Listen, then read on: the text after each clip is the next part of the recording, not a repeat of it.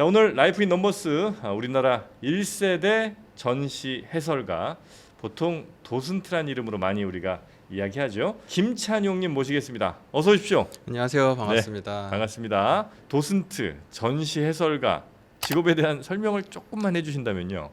네, 사실 도슨트라는 단어 자체는 그 도세레라고 해서 라틴어원으로 가르치다라는 어원에서 온 거여서 그래요? 그냥 쉽게 정리하면 약간 미술계 내부에서 재미있게 미술 즐기게끔 해주는 조연, 이 서비스직이라고 생각해 주셔도 좋을 것 같습니다. 네, 본격적인 이야기에 앞서서 네네. 갑자기 궁금한 게 하나 생겼는데요. 네. 어쩌면 미술을 보러 간 사람들의 굉장히 창의적인 본인들의 해석이라든지 이런 것들이 있을 수 있는데, 오히려 도슨트가 계시면서 그게 막히는 건 아닌가 하는 생각이 갑자기 듭니다.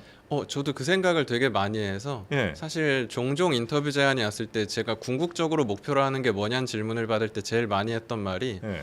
전 궁극적으로는 사실 도슨트가 사라지는 걸 꿈꾼다라고 얘기를 하거든요. 진짜요? 그러니까 국내는 미술을 네. 저 역시도 그랬고 요즘엔 많이 개선되고 있지만 교육 형태로 많이 받다 보니까 약간 암기 과목처럼 인상파는 뭐 그러니까. 아니면은 뭐 반고는 네네. 귀 잘랐고 슬퍼 뭐 이런 식으로 이제 스토리텔링으로 기억하시려는 경우가 네네네. 많은데, 그러니까 즐길 줄 알아야 되는 눈을 가져야 된다고 봐서 저는 전달자인 도슨트도 그런 약간 박수받기 위한 언어가 아니라 저 사람의 생각을 열 수 있는 관점을 여는 언어를 선택하는 게 되게 중요하다고 생각해서 뭔가 답을 주려고 한다기보다는 함께 대화하고 이것에 대해 공유한다라는 느낌의 언어를 선택하려고 좀 고민을 많이 하면서 활동하고 있습니다. 네네. 첫 번째 숫자로 300이라는 숫자를 짚어주셨다는데 그게 어떤 의미입니까? 300. 제일 우리 시대 21세기의 미술계에서 사학적으로도 그렇고 경제 가치로도 그렇고 제일 이슈되는 작가 중 한 명이 뱅크시라는 예술가가 있는데요. 벽에다 그림 그리시는 분이요? 맞습니다. 예, 그 예. 스트리트 아티스트에서 네. 스프레이로 이제 기습적으로 작품을 남기고 사라지는 분인데, 그분이 이제 캔버스에다가 제작해 놓은 작품 중 이제 풍선과 소녀란 작품이 경매 출품이 됐었는데요. 이제 2021년 최근에 다시 거래됐을 때 이 작품 가격이 300억 원에 판매가 되어 버리면서 와. 생존해서 활동하고 있는 젊은 중견 작가임에도 이 정도 가격 가치는 쉽게 나오는 게 아닌데다가 네. 사실 그게 최초에 팔릴 때는 15억에 팔렸었거든요. 근데 2년 만에 300억까지 오른 거. 근데 저는 이 미술품 가격을 볼 때마다 늘 정말 해결 안 되는 질문이, 그게 300억만큼 잘 그린 건 아니잖아요. 그 네네네. 의미로 300억이 매겨지는 건 아닐 테니까. 네네. 그거는 확실히 패러다임이 바뀐 시점이 있다고 생각해서 네. 그래서 우리는 현대 미술을 많이 봐야 된다고 생각하기도 하는데요. 네. 예전에는 사실 장인의 시대였었기 때문에 말씀하신 대로 손재주가 좋고 누가 봐도 뭐 약간 가볍게 얘기하면 야, 금손이다. 진짜 잘 그렸다. 이건 네네. 인간을 초월한 존재가 그린 것 같다. 네. 이런 걸 봤을 땐 보통 뭐 큰 가격이 가더라도 어느 정도 인정을 그럴 수 해주거든요. 있죠. 예. 뱅크시라는 사람이 예를 들어서 그 작품 하나만 했는데 그 가격이 나왔단 그건 아무도 납득할 수 없거든요. 근데 그 사람이 기존에 했었던 그 과정들을 관심 가지시다 보면 제일 유명한 프로젝트 중 하나가 미술관 침투 프로젝트라고 해서 네. 이 사람이 약 20년 전에 전 세계 유명 미술관들에 자기가 분장하고 몰래 들어가서 근무자 잠깐 지킴이 자리 비운 사이에 자기 작품 몰래 붙여놓고 도망가는 프로젝트를 했었거든요. 프로젝트를 했었던 이유는 미술관에 사실 작품이 걸린다는 행위는 결국에는 수집가든 사학자든 어떠한 새로운 이 자본주의 시대의 기득권, 권력자에게, 미술계 권력자에게 선택받은 것들만 전시가 될 수 있으니까 젊은 작가들에겐 특히나 학연 지연이 없으면 전시 기회조차 얻지 못하지 않냐, 이걸 풍자하기 위해서 건드렸었는데 재미있는 건 그 브리티시 뮤지엄, 예전에 우리가 대형 박물관이라고 부르던 그 영국 박물관에서도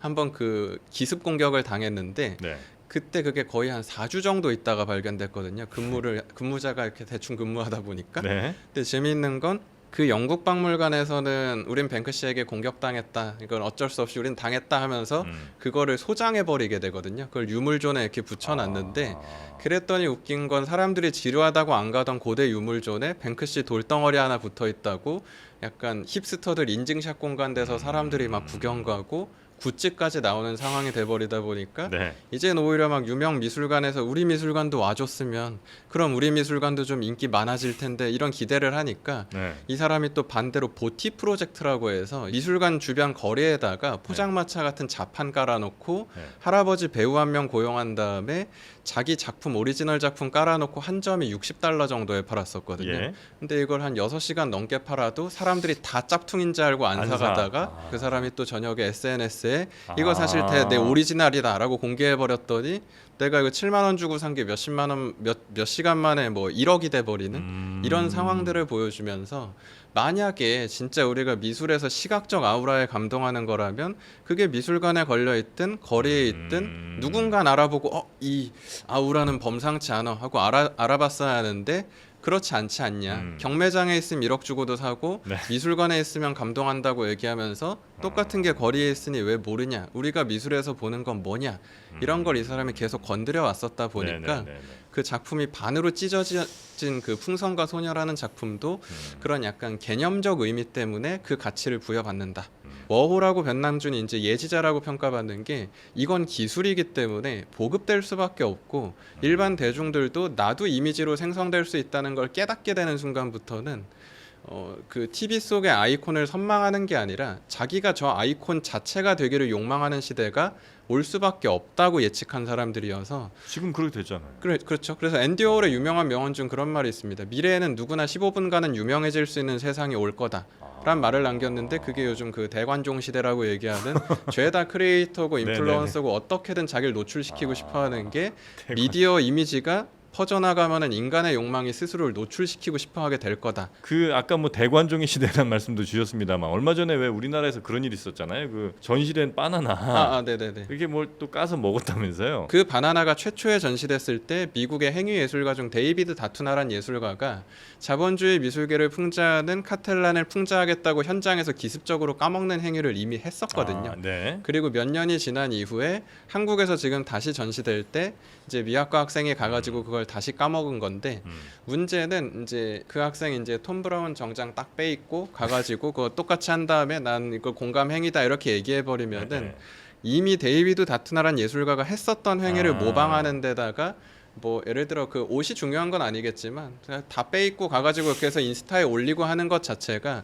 미술가에서 뭔가 나를 알리기 위한 말 그대로 어필의 행위의 목적이 더 커 보였지 이게 그 작품에 대한 나만의 미학적 해석이나 비평이 담겨 있다는 느낌이 상대적으로 오히려 다투나보다 훨씬 약한 형태였었다 보니까 이건 모조된 퍼포먼스일 뿐이지 의미가 떨어진다라고 하다 보니 오히려 미술계 내부에서 저건 그냥 관종짓거리다 이런 얘기들도 사실 좀 많이 있기도 했었죠. 끝으로 우리 도슨트님께서 넘어서고 싶은 숫자 혹시 어떤 숫자입니까? 저는 이 질문에 대해 39라는 숫자로 39? 말씀드렸는데 네. 이유가 제가 올해 이제 만 나이 적용이 돼서 39살이거든요. 네. 그래서 제가 넘어서고 싶은 건 늘 약간 현재라고 생각하고요. 그게 예전에 이제 바니타스 정물화라고 해서 15세기, 16세기 무렵의 대항해 시대 때 메멘토 모리라고 보통 더덥고 더덥다. 인생은 유한하기 때문에 살아있는 순간에 집중하라란 메시지의 예술이 기존에도 있었거든요. 무조건적이라기보단 현대미술 많이 보시길 추천드리는 게 고전은 우리가 과거를 이해하고 공부하는 데 많은 도움이 될 수 있지만 정작 우리가 살고 있는 이 시대를 이해하고 사유하고 각성받기 위해서는 저는 이 시대를 얘기하고 있는 현대미술을 이해하려는 노력이 되게 중요하다라는 생각을 하고요. 사실 살다 보고 막 직장생활하고 하다 보면 어쩔 수 없이 패턴화되는 자기 일상에 익숙해져서 뭐 나의 삶이 건강하게 흘러가고 있는지 이런 것에 대해서 돌아보지 못하는 시간이 저는 많아진다고 생각하거든요. 미술관 잠깐 가서 뭐 진짜 바나나 껍데기가 됐든 시계 2개가 됐든 사다리가 됐든 뭔가를 보면서 고민하는 그 시간 자체가 자신의 삶을 한 번쯤 돌아보게 만들어주는 바늘 같은 각성의 요소가 될 수 있다고 생각해서 그래서 저 역시도 이 순간을 늘 새롭게 살아가고 싶어서 현재의 저에겐 39가 중요하고 아마 내년에 저에게는 40이 중요할 것 같습니다. 자, 오늘 저희와 함께 라이프 인 넘버스 오늘 좀 시간이 어떠셨는지 끝으로 좀 여쭙고 싶습니다. 이 도슨트라는 직업과 더불어서 현대 미술에 대해서 프로님과 더불어 시청하신 많은 분들이 약간이라도 호기심을 더 갖게 되는 그런 시간이 되었으면 하는 작은 바람과 후기를 남기고 싶습니다. 앞으로도 정말 활발한 활약 저희가 기대하도록 하겠습니다. 오늘 함께해 주셔서 대단히 고맙습니다. 감사합니다.